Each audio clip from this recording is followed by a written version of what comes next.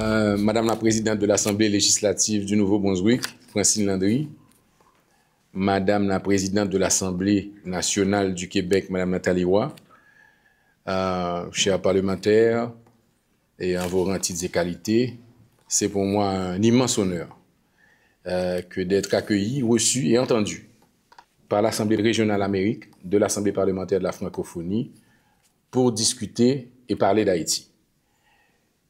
Ce rendez-vous prestigieux ayant lieu au Québec, j'en profite pour saluer les collègues parlementaires, les anciens avec lesquels, dont l'honorable Jacques Chagnon, président de l'Assemblée nationale du Québec, avec lesquels nous avons beaucoup travaillé entre 2018 et 2020, justement, pour créer une commission permanente interparlementaire Québec-Haïti pour renforcer les relations entre nos parlements. Malheureusement, chers collègues, ce projet est resté lettre morte, puisque depuis lors, l'ordre constitutionnel a été rompu en Haïti. Le Parlement haïtien n'a pas été renouvelé, comme exigé par la Constitution, le deuxième lundi du mois de janvier 2020. Le 7 juillet 2021, le président haïtien Jovenel Moïse a été lâchement assassiné. Le résultat est qu'aujourd'hui, dans mon pays, il n'y a aucune autorité élue.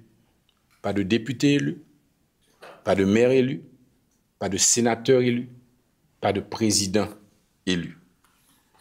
Les dernières élections législatives remontent au mois d'octobre 2015. C'est à cette date que j'ai moi-même été élu député de la commune de Pétionville. Depuis lors, le peuple haïtien n'a jamais été appelé en ses comices pour renouveler le personnel politique à travers des élections.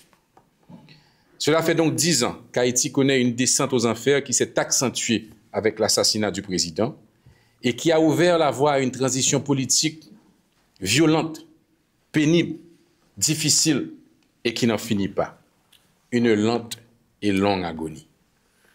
Dans mon intervention du jour, je vais tenter de vous faire un bref portrait de la situation qui prévaut en Haïti, un pays en proie à une crise totale, puisqu'elle est non seulement politique, mais elle est aussi sécuritaire, économique et humanitaire. La crise haïtienne est d'abord sécuritaire. À l'heure où je vous parle, la capitale haïtienne vit sous l'emprise continue des bandes armées, désignées depuis 2025, mai 2025 plus précisément, comme des organisations terroristes par les États-Unis d'Amérique. Celles-ci opèrent sous le regard impuissant d'une police nationale sous-entraînée, sous-équipée, dépassée et qui fait face à des adversaires disposant d'un arsenal impressionnant, d'équipements sophistiqués et de vastes réseaux dans le privé comme dans le public. Les tentatives avortées de la mission multinationale d'appui à la sécurité en Haïti. Elle était là pour restaurer la sécurité dans le cadre d'une opération non onusienne, mais approuvée par le Conseil de sécurité des Nations Unies. Sous la houlette du Kenya, cette mission n'a pas réussi à encadrer la police nationale et en fait, les bandes armées ont gagné d'autres territoires. Beaucoup d'argent a été dépensé, près de 500 millions de dollars, mais en vain, parce que la population haïtienne continue de souffrir le martyre sur terre et qu'aujourd'hui encore, l'État et l'économie continuent à s'effondrer. La crise est également économique. L'asphyxie de la capitale a totalement plombé l'économie haïtienne. Les faillites se multiplient, les usines ferment les unes après les autres, la production est à l'arrêt, puisque les artères centrales et les routes sont occupées par les gangs qui rançonnent, qui pillent, qui extorquent et qui installent leurs propres stations de péage. Ils sont devenus un État dans l'État haïtien. Il n'y a quasiment plus de tourisme, les hôtels ont fermé leurs portes, l'inflation atteint des niveaux records. Haïti connaîtra, chers collègues, en 2025, sa 6e année consécutive de croissance économique négative. Bien entendu, le corollaire de cette grave crise économique est la crise humanitaire. Elle se caractérise bien entendu par un manque d'accès aux biens essentiels, aux services essentiels tels que la nourriture, l'eau, l'assainissement et les soins de santé. Selon les Nations Unies, il y a 1 500 000 Haïtiens déplacés qui vivent dans des camps de fortune, soit des écoles aménagées à la va-vite pour accueillir les populations aux abois. Et selon l'ONU toujours, il y a 6 millions d'Haïtiens qui souffrent de la faim et nécessitent une assistance humanitaire. Bien entendu, la crise est éminemment politique. À la suite de l'assassinat du président haïtien, le docteur Ariel Henry a occupé le pouvoir puisqu'il avait été nommé quelques jours avant la mort du président, pendant presque 3 ans, sans jamais pouvoir recoudre le tissu social haïtien déchiré, sans jamais pouvoir restaurer la sécurité et sans jamais pouvoir mettre le pays en mode élection, voire organiser des élections libres, honnêtes et transparentes.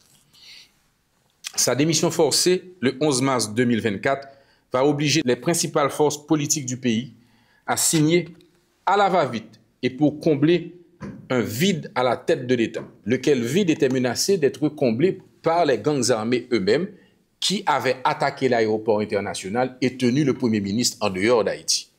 À la va-vite donc, un accord a été signé par les principales forces politiques, l'accord politique pour une transition pacifique et ordonnée. Cet accord, dit du 3 avril, a mis en place un pouvoir bicéphale, avec d'un côté un collège présidentiel, un conseil présidentiel de 9 membres, dont 7 votants, et de l'autre un exécutif, donc un Premier ministre nommé par le conseil présidentiel.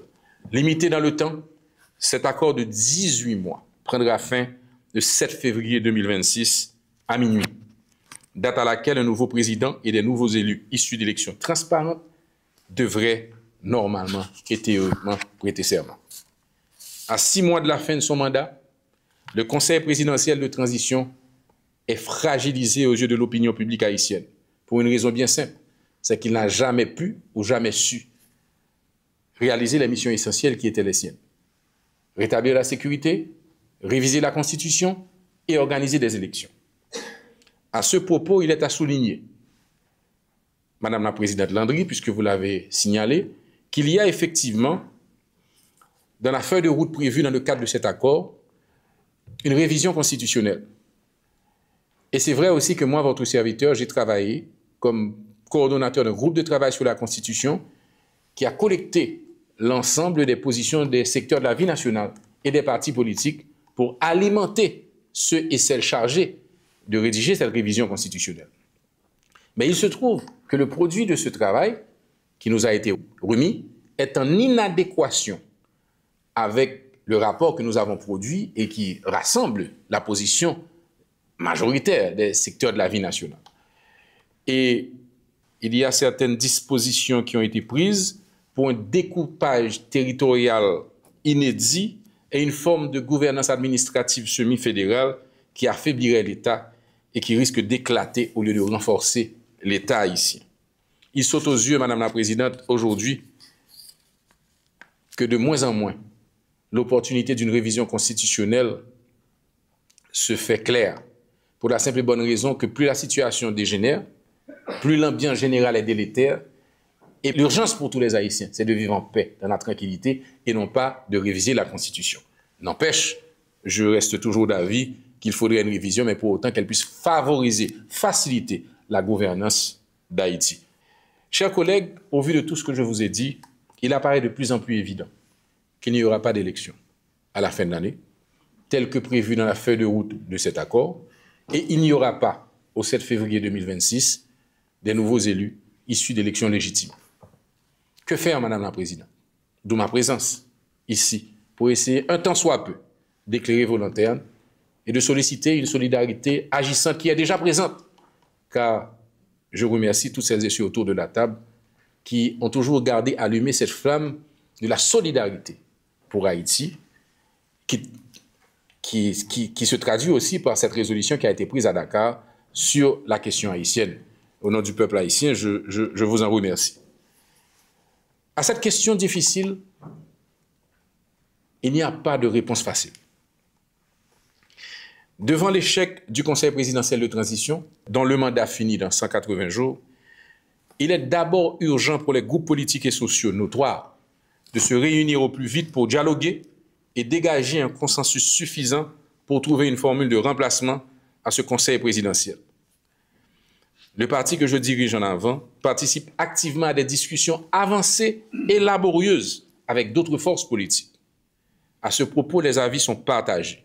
Pour sortir de la crise, il y a un courant de pensée qui estime que le pouvoir bicéphale haïtien tel que prévu par la Constitution devrait être confié au lieu d'un collège présidentiel au président de la Cour suprême, la Cour de cassation, c'est notre Constitution, lequel nommerait un Premier ministre de consensus. Un autre courant de pensée estime que le président de la Cour de cassation, donc la Cour suprême haïtienne, pourrait lui-même être à la tête d'un triumvirat de 3 personnalités pour réduire la lourdeur qui caractérise et symbolise le Conseil présidentiel aujourd'hui. En fait, j'aime dire que nous avons une constitution qui prévoit un fauteuil présidentiel et non pas un canapé présidentiel. Donc, il faut trouver une formule qui soit plus efficace et qui puisse donner des résultats plus rapidement. Pour décider de l'après-CPT, il faut donc un dialogue organisé. Et il doit être organisé dans les règles de l'art. Et c'est là, je pense, Madame la Présidente, que la communauté internationale et notamment l'Assemblée parlementaire de la francophonie peut jouer un rôle important. Disons-le sans embâche. La société haïtienne est aujourd'hui divisée, polarisée. La méfiance règne en maître, y compris au sein même des partis politiques en discussion actuellement. Même quand la solution doit être haïtienne, et il est important qu'elle soit haïtienne,